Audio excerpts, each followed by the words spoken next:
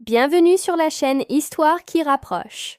Ici, chaque histoire transmet des valeurs, éveille les émotions et rapproche les familles. Aujourd'hui, nous allons découvrir ensemble une aventure très spéciale, écrite par François Sever-Silva. Elle s'appelle « À l'école, la sécurité avant tout ». Cette histoire va nous montrer que prendre soin de soi et des autres est un véritable super-pouvoir. Alors, installez-vous confortablement, ouvrez grand vos oreilles et votre cœur, et commençons ce merveilleux voyage. Il était une fois, dans un petit quartier joyeux, une école pleine de vie.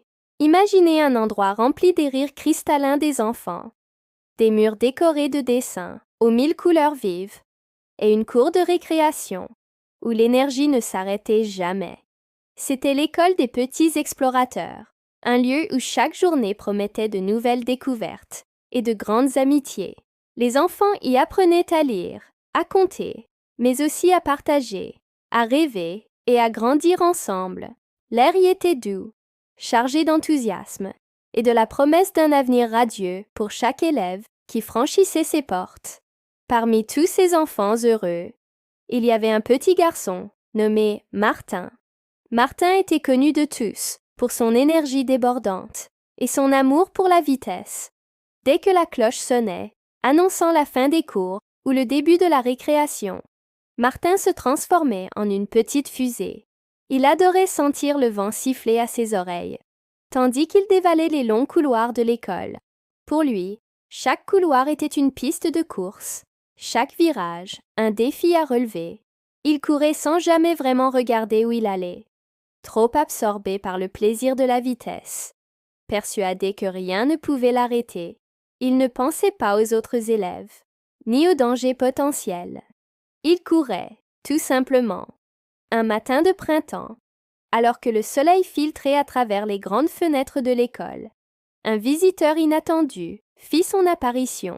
C'était un homme au sourire chaleureux, portant un gilet réfléchissant jaune vif qui scintillait sous la lumière. Les enfants, curieux, le regardèrent entrer dans la classe. La maîtresse le présenta. C'était Monsieur François Sever-Silva, un spécialiste de la sécurité.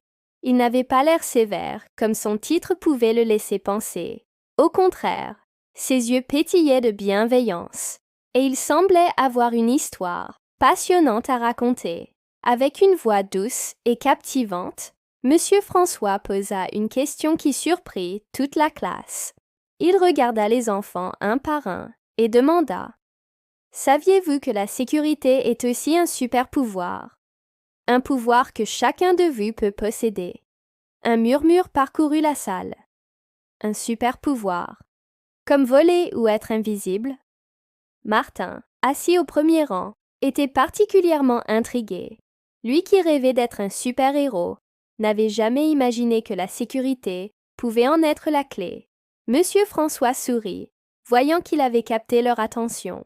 La magie de son intervention commençait déjà à opérer. Il commença alors à expliquer, avec des mots simples et des gestes clairs, les petits secrets de ce super pouvoir. Il se tourna vers Martin et dit gentiment « Courir dans les couloirs, c'est amusant, je sais, mais c'est aussi un peu comme courir les yeux fermés. On ne voit pas les obstacles, comme un sac oublié par terre, un sol qui vient d'être lavé et qui glisse, ou un ami qui sort d'une classe. Ces courses rapides peuvent provoquer des chutes et faire mal, à soi-même ou aux autres. » Il expliqua que les héros ne sont pas ceux qui vont le plus vite, mais ceux qui protègent les autres.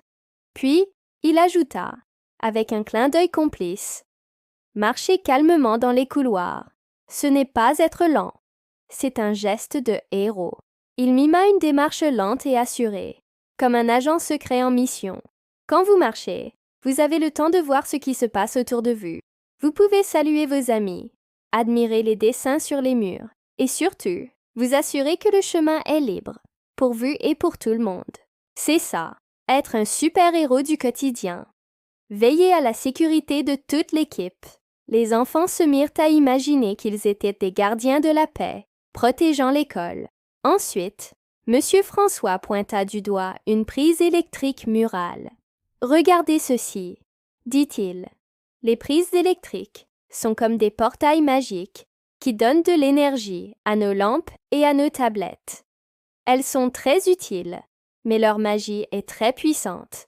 On ne doit jamais, au grand jamais, y mettre les doigts ou des objets. C'est un secret que seuls les adultes connaissent bien. Toucher à ces portails peut être très dangereux. Votre mission, en tant que super-héros, est de les respecter et de laisser les adultes s'en occuper.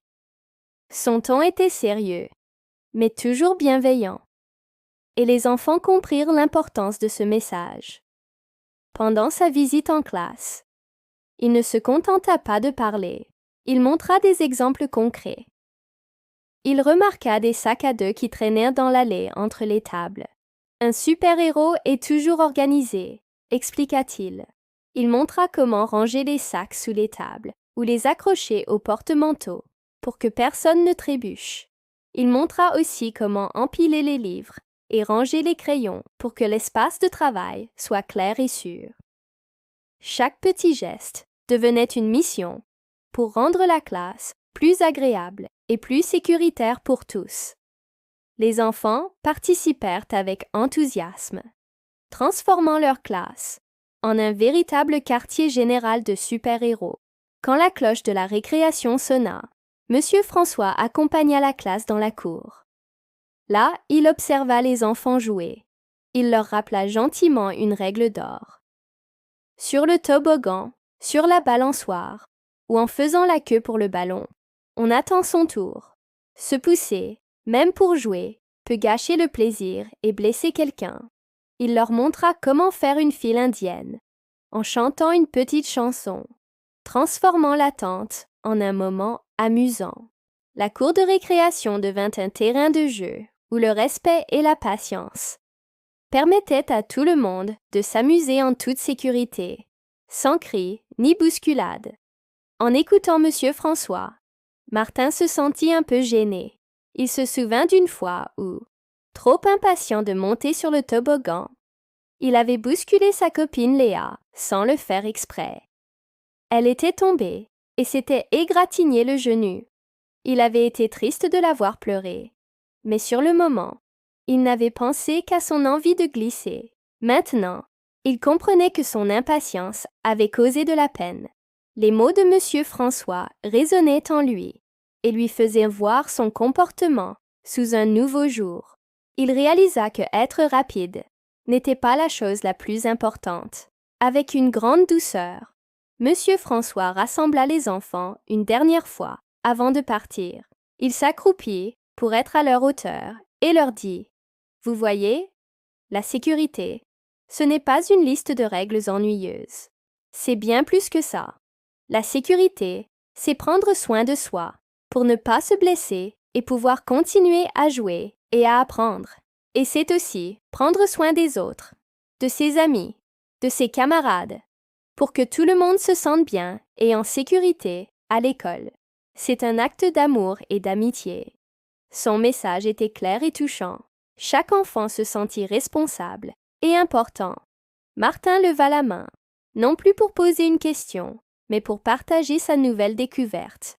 Il regarda M. François et ses camarades et dit avec conviction « La sécurité, c'est vraiment un super pouvoir pour tous. » Il avait compris. Le vrai super pouvoir n'était pas de courir vite, mais de savoir quand ralentir. C'était de penser aux autres, d'être attentif et de faire de l'école un endroit sûr pour chacun. Ce jour-là, Martin n'était plus seulement le garçon le plus rapide. Il était devenu l'un des plus grands super-héros de l'école. Le gardien de la sécurité. Cette histoire vous a plu?